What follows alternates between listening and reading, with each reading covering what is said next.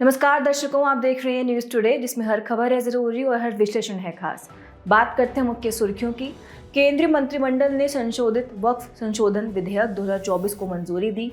तमिलनाडु ने राष्ट्रीय शिक्षा नीति एनईपी 2020 के तहत स्कूलों में त्रिभाषा नीति का विरोध किया। चंद्रयान डेटा से चंद्रमा के दक्षिणी ध्रुव क्षेत्र का पहला विस्तृत भूवैज्ञानिक मानचित्रण किया गया। नासा ने चंद्रमा पर जल का पता लगाने के लिए सैटेलाइट लॉन्च की। केंद्रीय पत्तन, पोत, परिवहन और जलमार्ग मंत्रालय ने भारत की समुद्री अवसंरचना के आधुनिकीकरण के लिए कई पहलें शुरू की। मध्य प्रदेश के मुख्यमंत्री ने घड़ियाल की आबादी बढ़ाने के लिए चंबल नदी में 10 घड़ियाल छोड़े। चलिए बुलेटिन की शुरुआत करते हैं और नजर डालते हैं आज की पहली मुख्य खबर पर। केंद्रीय मंत्रिमंडल ने संशोधित वक्फ संशोधन विधेयक 2024 को मंजूरी दी। मीडिया रिपोर्ट्स के अनुसार संशोधित वक्फ विधेयक में संयुक्त संसदीय समिति यानी जेपीसी के सुझावों को भी शामिल किया गया है। इससे पहले सेवानिवृत्त न्यायमूर्ति राजेंद्र सच्चर की अध्यक्षता वाली उच्च स्तरीय समिति की सिफारिशों और जेपीसी की रिपोर्ट के आधार पर 2013 में वक्फ कानून में संशोधन किए गए थे। खबर की बेहतर समझ के लिए सबसे पहले वक्फ संशोधन विधेयक 2024 के बारे में कुछ जानकारी प्राप्त करते हैं। इसका उद्देश्य वक्फ अधिनियम 1995 में संशोधन द्वारा वक्फ संपत्तियों का बेहतर प्रबंधन सुनिश्चित करना है। चलिए अब विधेयक के मुख्य प्रावधान जानते हैं। सबसे पहला है वक्फ प्रबंधन को समावेशी बनाना। मुस्लिम महिलाओं और मुस्लिम ओबीसीज को केंद्रीय वक्फ परिषद एवं राज्य वक्फ बोर्ड में शामिल करके वक्फ प्रबंधन को समावेशी बनाने का प्रस्ताव किया गया है। आपको बता दें कि केंद्रीय वक्फ परिषद एक वैधानिक संस्था है और इसकी स्थापना 1964 में हुई थी। यह परिषद भारत में राज्य स्तरीय वक्फ बोर्डों की निगरानी करता है और सलाह देता है। यह स्वयं वक्फ संपत्तियों पर प्रत्यक्ष नियंत्रण नहीं रखता है। वहीं राज्य वक्फ बोर्ड को वक्फ संपत्तियों के रखरखाव और प्रशासन की जिम्मेदारी सौंपी गई है। दूसरा प्रावधान है अधिकरणों के आदेशों के खिलाफ अपील। वक्फ के किसी मामले पर अधिकरणों के आदेशों के खिलाफ 90 दिनों के भीतर उच्च न्यायालय में अपील की जा सकती है। अन्य प्रावधानों में वक्फ संपत्तियों के पंजीकरण में प्रौद्योगिकी के उपयोग को बढ़ावा दिया गया है। साथ ही आगाखानी और बोहरा समुदायों के लिए अलग अलग वक्फ बोर्डों के गठन का प्रस्ताव भी किया गया है आदि। अब ये समझते हैं कि वक्फ क्या है। ये इस्लामी कानून के तहत धार्मिक या धर्मार्थ उद्देश्यों के लिए सौंपी गई संपत्ति है। इन संपत्तियों का अन्य किसी उद्देश्य के लिए उपयोग या बिक्री प्रतिबंधित है। वक्फ संपत्तियां अल्लाह को समर्पित होती हैं और इन्हें विशेष रूप से नियुक्त मुतवल्ली द्वारा प्रबंधित और प्रशासित किया जाता है।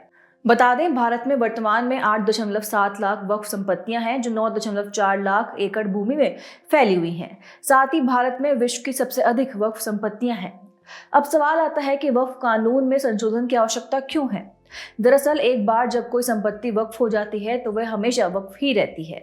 इस सिद्धांत का पालन करने की वजह से कई तरह के विवाद पैदा होते हैं और कई प्रकार के दावे भी किए जाते हैं। साथ ही वक्फ अधिकरण के निर्णय की न्यायिक समीक्षा नहीं की जा सकती है और सर्वे कमिश्नर द्वारा वक्फ संपत्तियों का सही से सर्वेक्षण कार्य नहीं किया जाता है। चलिए अगली खबर की ओर बढ़ते हैं। तमिलनाडु ने राष्ट्रीय शिक्षा नीति यानी एनईपी 2020 के तहत स्कूलों में त्रिभाषा नीति का विरोध किया। केंद्र सरकार ने तमिलनाडु को समग्र शिक्षा योजना के तहत मिलने वाली धनराशि रोक दी है। ऐसा इस कारण से हुआ है क्योंकि राज्य ने नई शिक्षा नीति एनईपी 2020 के अनुसार त्रिभाषा नीति लागू करने से इनकार कर दिया है। आपको बता दें कि तमिलनाडु वर्तमान में 2 भाषा नीति तमिल और अंग्रेजी का पालन कर रहा है। चलिए सबसे पहले त्रिभाषा नीति के बारे में जान लेते हैं। इसका उद्देश्य बहुभाषावाद को बढ़ावा देना और राष्ट्रीय एकता को मजबूत करना है। नई शिक्षा नीति के अनुसार प्रत्येक छात्र को 3 भाषाएं सीखनी होगी। इनमें से 2 भाषाएं भारत की होनी चाहिए तथा भाषा चुनने का अधिकार राज्यों और छात्रों को दिया गया है। इसी के साथ आइए नीति के विकास के संबंध में भी जान लेते हैं। सबसे पहले है विश्वविद्यालय शिक्षा आयोग 1948 से 49। इस आयोग की अध्यक्षता डॉक्टर सर्वपल्ली राधाकृष्णन ने की थी। आयोग ने स्कूली शिक्षा के लिए त्रिभाषा फॉर्मूले की सिफारिश की थी। इसके परिणाम स्वरूप त्रिभाषा फॉर्मूला सामने आया था। दूसरा, कोठारी आयोग 1964 से 66। इस आयोग ने औपचारिक रूप से त्रिभाषा नीति प्रस्तावित की थी। आपको बता दें कि अलग अलग शिक्षा नीतियों में त्रिभाषा नीति का समावेशन भी शामिल है। जैसे इसे राष्ट्रीय शिक्षा नीति यानी एनईपी 1968 में शामिल किया गया था तथा एनईपी 1986 और 1992 में भी त्रिभाषा फॉर्मूला बरकरार रखा गया था। इनके अलावा एनईपी 2020 में भी अधिक लचीलेपन के साथ त्रिभाषा फॉर्मूले को यथावत रखा गया है। और आखिर में एनईपी 2020 में हिंदी का स्पष्ट उल्लेख नहीं किया गया, बल्कि 2 क्षेत्रीय भाषाओं की बात कही गई है। चलिए अगली खबर पर बढ़ने से पहले त्रिभाषा नीति से जुड़ी चिंताएं भी जान लेते हैं। सबसे पहली चिंता है हिंदी भाषा थोपने की आशंका। दूसरी चिंता यह है कि अलग अलग राज्यों की अपनी भाषा संबंधी नीतियां होती हैं। इनके अलावा अधिक शैक्षणिक भार यानी छात्रों पर अतिरिक्त भाषा सीखने से दबाव बढ़ता है, और अंत में वित्तीय और संसाधन संबंधी बाधाएं भी इसकी प्रमुख चिंताओं में शामिल हैं। चंद्रयान डेटा से चंद्रमा के दक्षिणी ध्रुव क्षेत्र का पहला विस्तृत भूवैज्ञानिक मानचित्रण किया गया। इसरो के शोधकर्ताओं और अन्य शोधकर्ताओं ने प्रज्ञान रोवर से प्राप्त डेटा का उपयोग करते हुए चंद्रमा का पहला विस्तृत मानचित्र तैयार किया है। प्रज्ञान रोवर को चंद्रयान 3 के विक्रम लैंडर द्वारा चंद्रमा पर 9 दिवसीय मिशन के लिए भेजा गया था। यदि साउथ पोल एटकेन बेसिन की बात करें तो विक्रम लैंडर इस प्राचीन और विशाल क्रेटर के पास उतरा था, जो सौर मंडल का एक बड़ा क्रेटर है। चलिए अब सबसे पहले चंद्रयान 3 मिशन के बारे में जानते हैं। चंद्रयान 2 के बाद के इस मिशन का उद्देश्य चंद्रमा की सतह पर सुरक्षित लैंडिंग और रोवर के सफलतापूर्वक संचालन की पूर्ण क्षमता का प्रदर्शन करना था।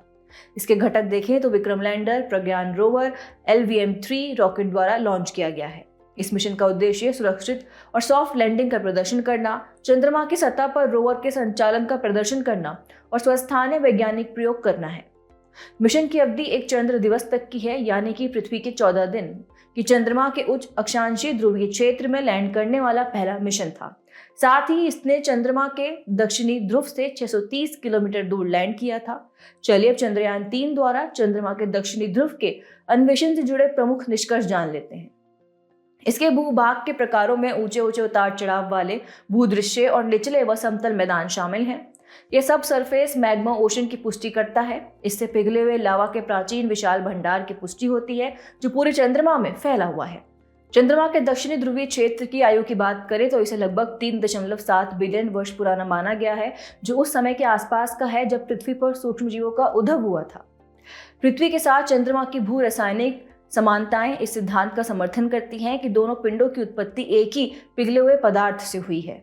ये संभवतः पृथ्वी और मंगल ग्रह के आकार के एक समान विशाल पिंड के बीच 4.5 बिलियन साल पहले हुई एक विशाल टक्कर के कारण हुआ होगा। अब चंद्रमा के क्रेटरों के महत्व के बारे में भी जान लेते हैं। चंद्रमा के क्रेटर करोड़ों वर्षों से संरक्षित हैं, क्योंकि वहां वायुमंडलीय अपरदन नहीं होता है, कि चंद्रमा के शुरुआती इतिहास के महत्वपूर्ण संकेत प्रदान करते हैं और अन्य ग्रहों की भूगर्भीय विशेषताओं का समय निर्धारण करने में सहायता करते हैं।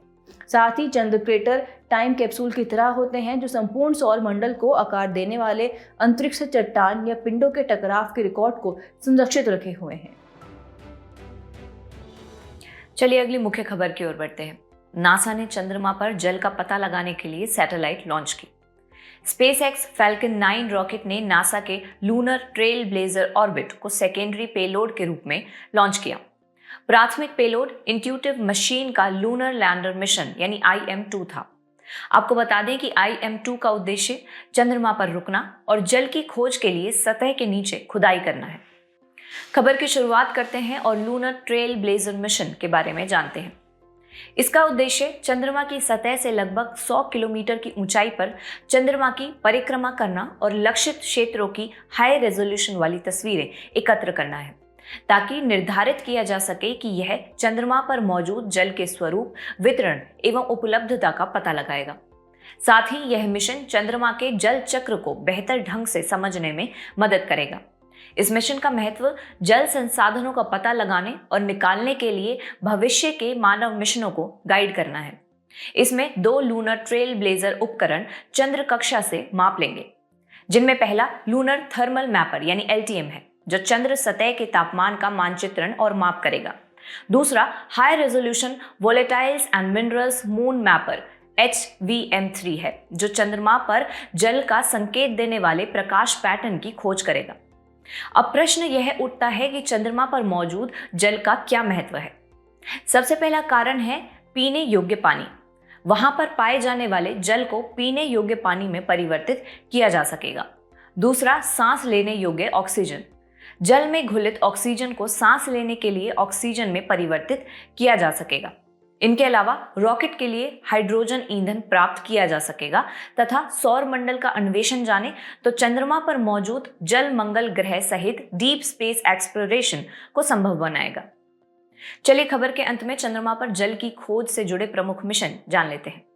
पहला है 2009 का चंद्रयान 1 मिशन। इसरो के चंद्रयान 1 ने अपने मून मिनरलॉजी मैपर यानी M3 के माध्यम से चंद्रमा पर सूर्य का प्रकाश पड़ने वाले क्षेत्रों में हाइड्रेटेड खनिजों यानी OH या H2O के संकेतकों का पता लगाया था। दूसरा है 2009 का कैसिनी और डीप इम्पैक्ट, जो नासा के मिशनों ने चंद्रयान 1 द्वारा चंद्रमा पर हाइड्रेटेड खनिजों के संकेतकों की पुष्टि की थी। इनके अलावा 2009 से 2018 LRO अवलोकन लूनर रिकॉनसेंस ऑर्बिटर ने ध्रुवों के पास स्थायी रूप से सूर्य प्रकाश रहित क्षेत्रों में वाटर आइस के संबंध में निरंतर डेटा प्रदान करता है तथा 2018 का चंद्रयान 1 डेटा का पुनः विश्लेषण M3 डेटा के विश्लेषण से उच्च रेजोल्यूशन वाले मानचित्र तैयार हुए। इससे चंद्रमा के ध्रुवों के पास स्थायी रूप से सूर्य प्रकाश रहित क्षेत्रों में वाटर आइस के प्रमाण की पुष्टि हुई। बात करें 2020 का सोफिया डिस्कवरी की तो नासा के stratospheric observatory for infrared astronomy यानी सोफिया ने क्लेवियस क्रेटर में सूर्य का प्रकाश पड़ने वाले क्षेत्रों में जल के अणुओं का पता लगाया। इसी के साथ 2023 का पहला विस्तृत जल मानचित्र सोफिया के डेटा के आधार पर चंद्रमा के दक्षिणी ध्रुव पर जल वितरण का विस्तृत मानचित्र जारी किया गया था। और आखिर में है 2023 का चंद्रयान 3 मिशन। इसरो का चंद्रयान 3 चंद्रमा पर संभावित वाटर आइस वाले क्षेत्र का अध्ययन करने के लिए चंद्रमा के दक्षिणी ध्रुव के पास सफलतापूर्वक उतरा था। केंद्रीय पत्तन, पोत परिवहन और जलमार्ग मंत्रालय ने भारत की समुद्री अवसंरचना के आधुनिकीकरण के लिए कई पहलें शुरू की। चलिए खबर की शुरुआत में इसकी प्रमुख पहलें जानते हैं। पहली है one nation one port process यानी ONOP। ये पहल भारत के प्रमुख बंदरगाहों में परिचालन को मानकीकृत और सुव्यवस्थित करेगी। दूसरी पहल है सागर आंकलन। इसके तहत वित्तीय वर्ष 2023-24 के लिए logistic port performance index LPPI जो सभी प्रमुख और अन्य बंदरगाहों का मूल्यांकन करेगा। यह मूल्यांकन बल्क यानी ड्राई व लिक्विड और कंटेनर श्रेणियों के तहत किया जाएगा। प्रमुख प्रदर्शन संकेतकों में cargo handling, turnaround time, berth idle time, container dwell time and ship berth day output शामिल हैं।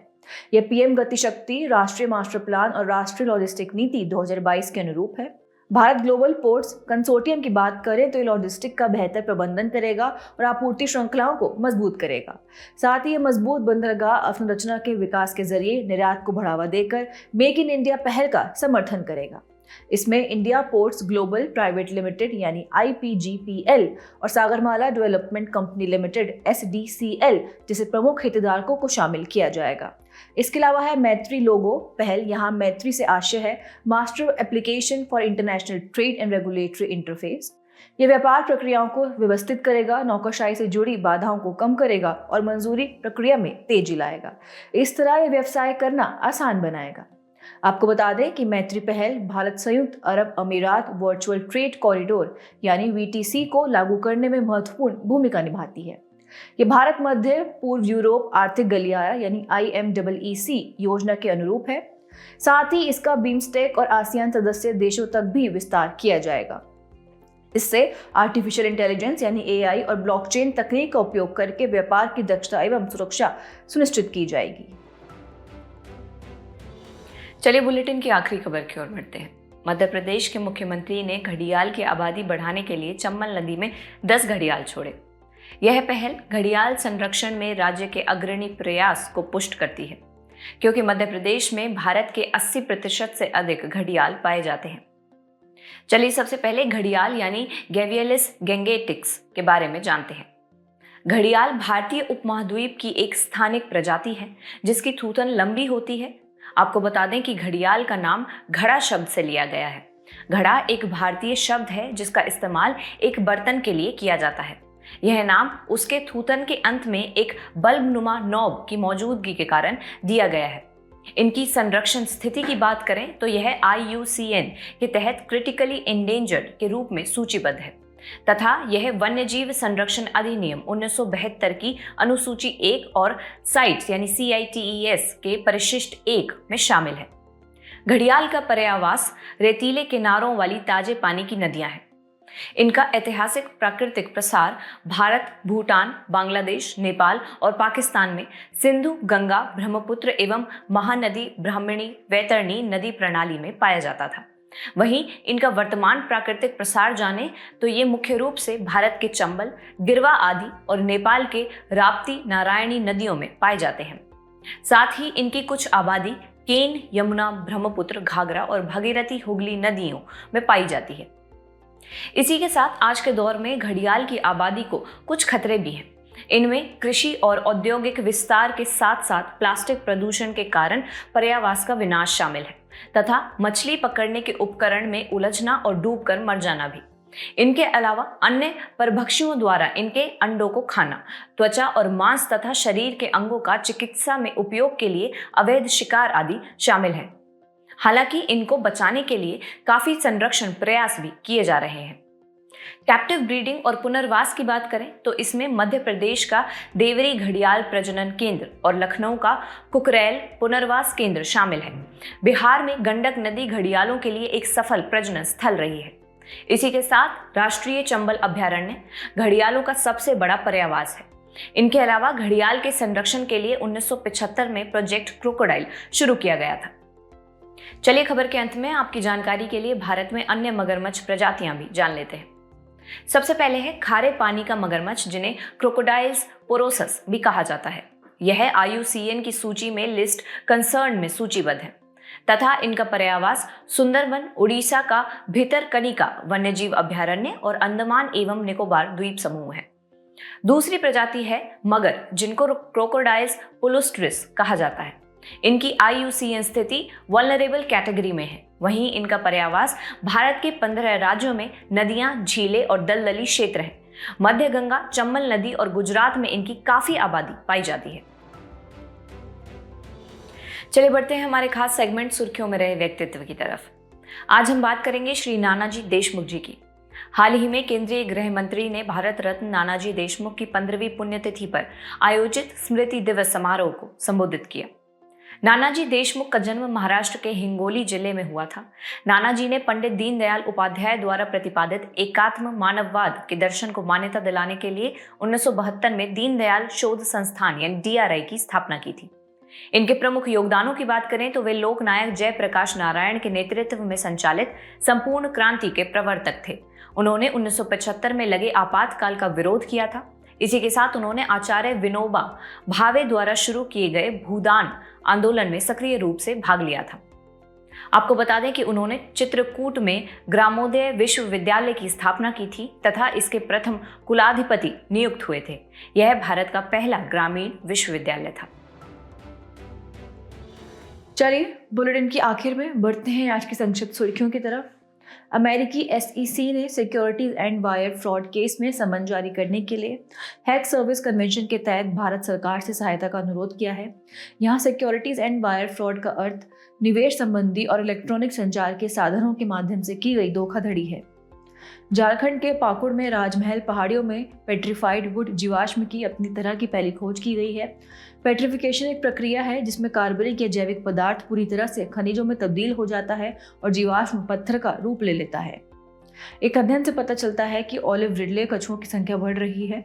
हालांकि समुद्री तट की रेत का बढ़ता तापमान अंडे से निकलने वाले बच्चों के लिंगानुपात में असंतुलन बना रहा है। एक दुर्लभ घटना में माउंट फेंटाले ज्वालामुखी से मीथेन गैस का विशाल गुब्बार निकला है। ये ज्वालामुखी इथियोपिया में स्थित है। माउंट फेंटाले एक स्ट्रेटो ज्वालामुखी है जिसमें अंतिम बार 1820 में प्रस्फुटन हुआ था। कैली फंड को संयुक्त राष्ट्र जैव विविधता अभिसमय CBD के COP16 में लॉन्च किया गया था।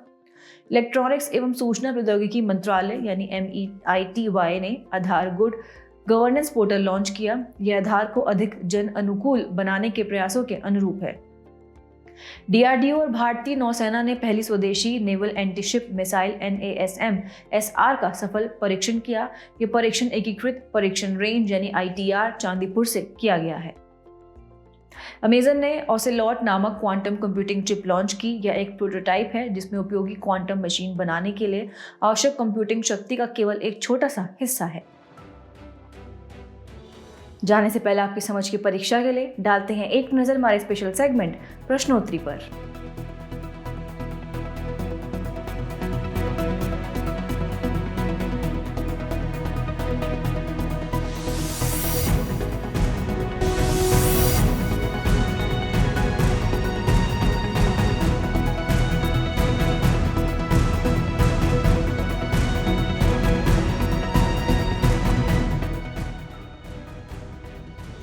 हमसे जुड़ने के लिए आपका धन्यवाद। उम्मीद है न्यूज़ टुडे का यह बुलेटिन आपको पसंद आया होगा।